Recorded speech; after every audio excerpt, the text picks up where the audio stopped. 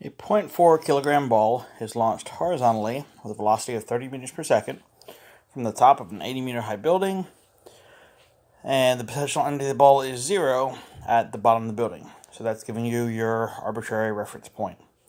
Part A, let's calculate the potential, kinetic, and total mechanical energies of the ball at time t equals 0 when it is launched. So, potential energy, it's gravitational energy.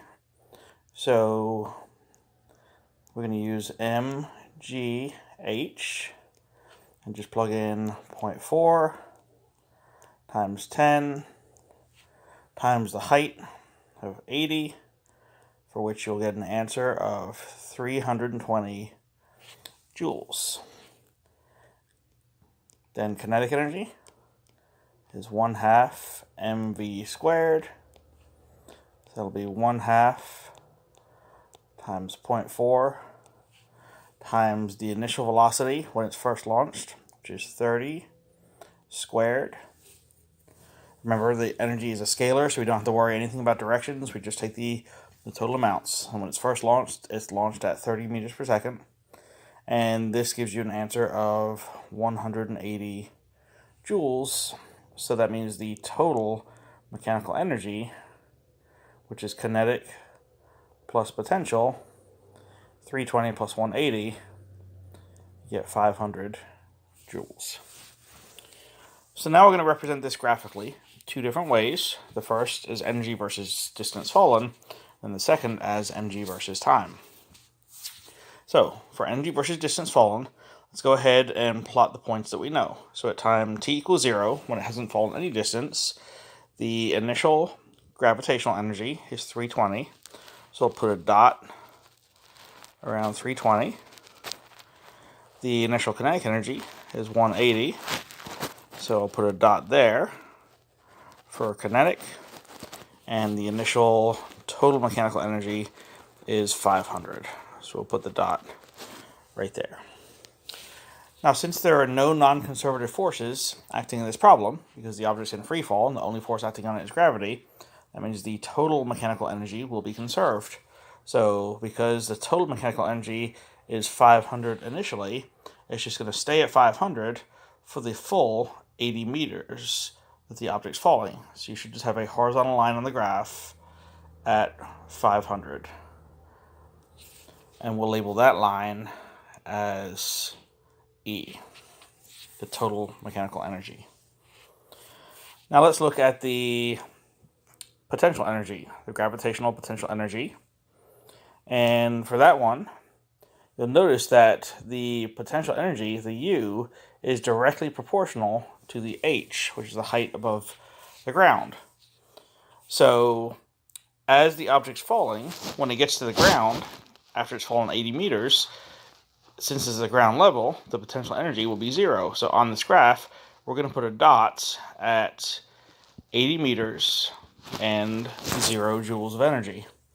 And because it's a linearly proportional relationship between the U and the H, or the U and the distance fallen, we can just write this as a straight line going from 320 down to the 80. Let me redo that to make it a little better.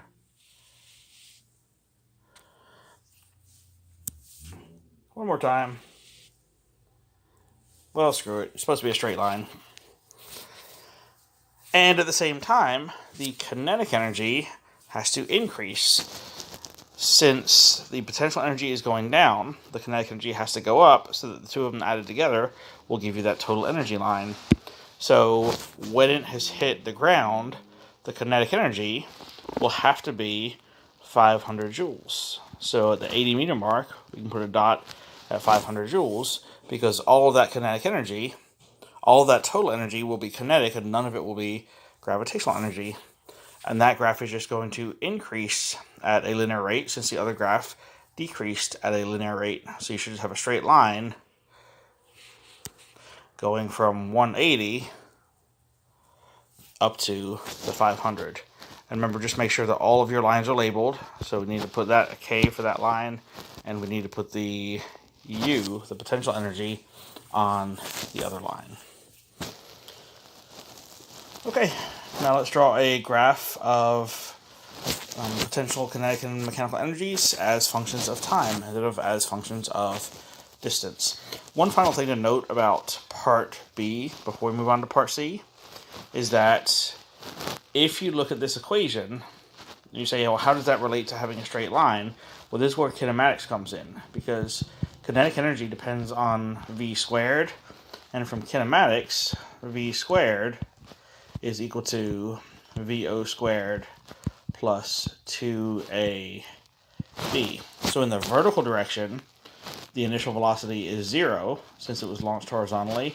And what this shows you is that the v squared is actually proportional to the distance.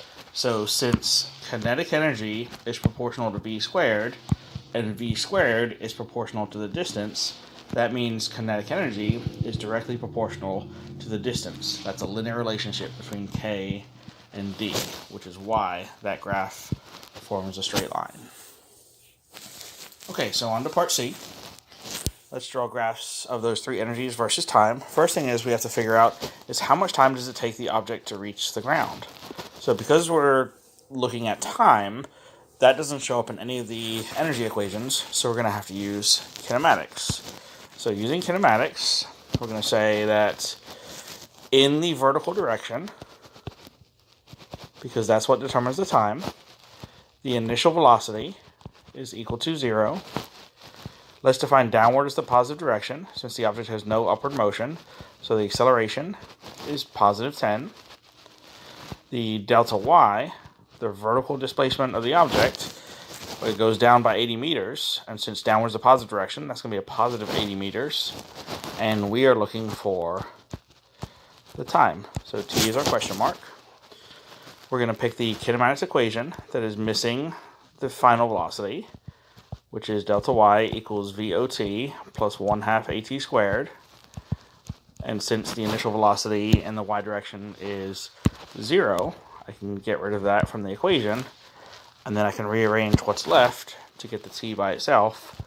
So t is equal to 2 delta y over a, and take the square root of that whole thing. Plugging in the numbers, that gives you 2 times 80, that's 160, divided by 10, that gives you 16. The square root of 16 is 4 seconds. So that tells you that the object lands at 4 seconds, and since the graph goes up to 8 seconds, that means all of this part of the graph over here should not be filled in at all. Just leave it totally blank, and only fill in that part of the graph up to the 4 seconds. So, first part's easy.